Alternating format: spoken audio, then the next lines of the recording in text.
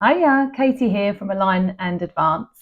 On today's episode, we're going to talk about gratitude and how it can help with your relationship with your horse, um, and kind of the language that you use around and about your horse.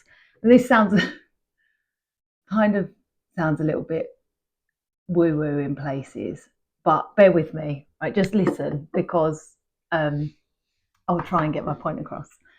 So, I hear a lot of people speak about their horse's behaviour in really negative ways and label horses a naughty horse or a this horse or a that horse. Um, there are a lot of behavioural issues with horses sometimes, and they are often down to us. So, perhaps the behavior that the horse is displaying, it's not a naughty horse. Horses don't just like wake up in the morning and go, do you know what? It's going to be a massive turd today. It's going to be really naughty. Just no, that doesn't happen. But they will react to situations they're in, people they have to deal with, and things that they're worried about, scared of, or don't want to do. And then it's up to us to learn good ways of dealing with that. Um, but yeah, I mean, my old horse, he was spirited, let's just say. And he was kind of labelled before I took him on. Him and his owner did not get along, and he was labelled dangerous. Really, I don't really know what the problem was between the two of them because she had other horses and was an absolutely fabulous rider and fabulous horsewoman, like on the ground too. But when she got him, like something didn't click. I don't know what it was, but things really weren't going well. So then I started to ride him. Um, I was like a fearless teenager, and I just was like, I can ride him. But I really built a bond with him. Um, and we were just absolutely just the best pairing, and it just happened organically. Um, and yeah, kind of when we then like moved yards and people didn't know him before, kind of that label of him being like the really naughty horse kind of disappeared, which was really lovely. Um, but yeah, it wasn't. I don't know what the problem was with their pairing, but it wasn't great. But I'm not saying that if you're having a problem with your horse, you've got to like sell it to someone else because your pairing isn't great. And what I'm saying is work on the pairing rather than the label of the horse is really really naughty. Um, but something that can be really good mindset shift if you've already kind of got into that headspace of like just listen to yourself talking to other people about your horse over the next few weeks and kind of take note of what kind of language that you use. And if you're in that kind of headspace of sort of blaming your horse really for its behavior and speaking negatively, that can really really like it can damage your relationship with the animal, and also it can make it hard from a confidence perspective, which is what I help with. um, for riding, it can make it really hard because I don't want to ride a naughty horse, it just I want to ride a nice good safe horse. But yeah, just the language that you use can really help. And also, things do happen that shake your confidence, and that is what I help people kind of get their head around and get over. If there are really solid behavioural issues, um, they do need to be addressed with a trainer that can help with those specific issues. And it's so easy now to find people that, like, with the internet, with Instagram and YouTube and things like that, you can find different people and different methods to use to try to correct any unwanted behavior and to understand where that behavior has come from. I think that's kind of the best thing, first of all, is to understand where it came from.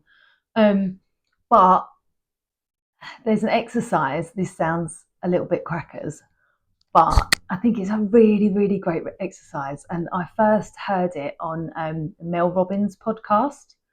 And I thought, oh my gosh, what a brilliant way to kind of reconnect. She was using it, that podcast episode. I'll try and put it in the show notes, the actual podcast episode, because it was absolutely brilliant. But she was using it with relation to people and relationships and gratitude around the relationships that you have with people. But obviously, I always think of animals whenever anyone, thinks, "What am I grateful for?" It's horses and animals. But she suggested writing a letter to just the people around you, to say why you are grateful for them and all the really great things they do that make you feel good.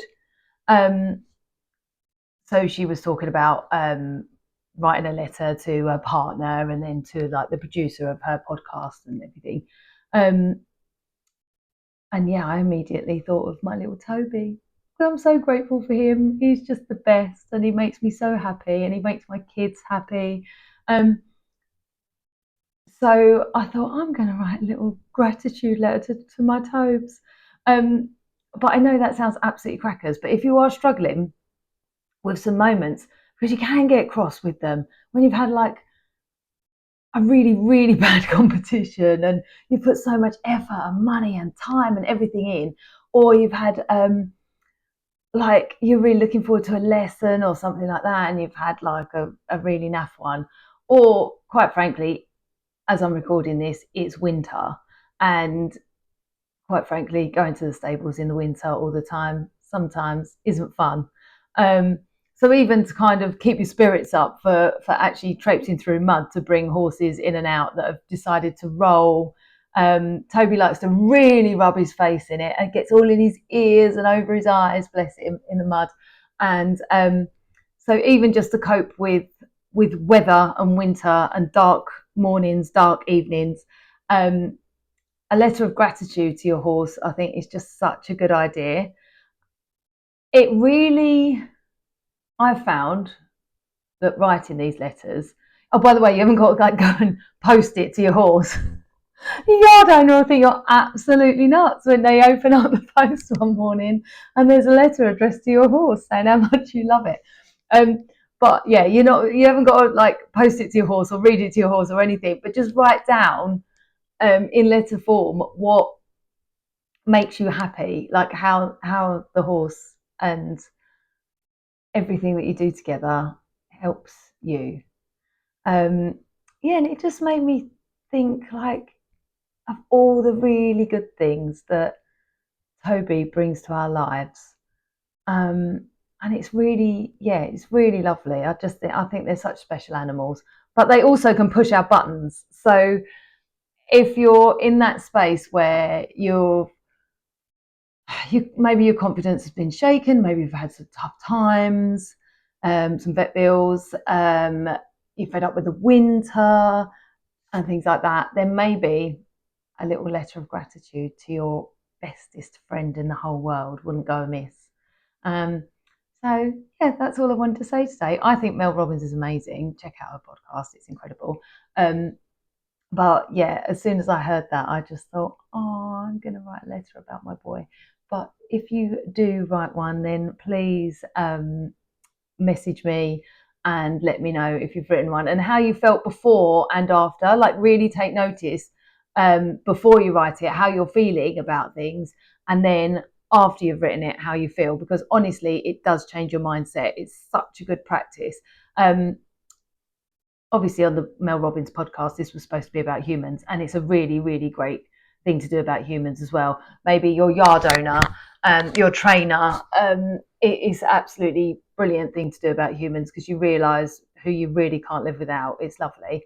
But yeah, our ponies need a little, and maybe our dogs and everything need a little shout out as well, don't they? So I just thought I'd share this with you, and what a great idea I think it is. So thank you, Mel.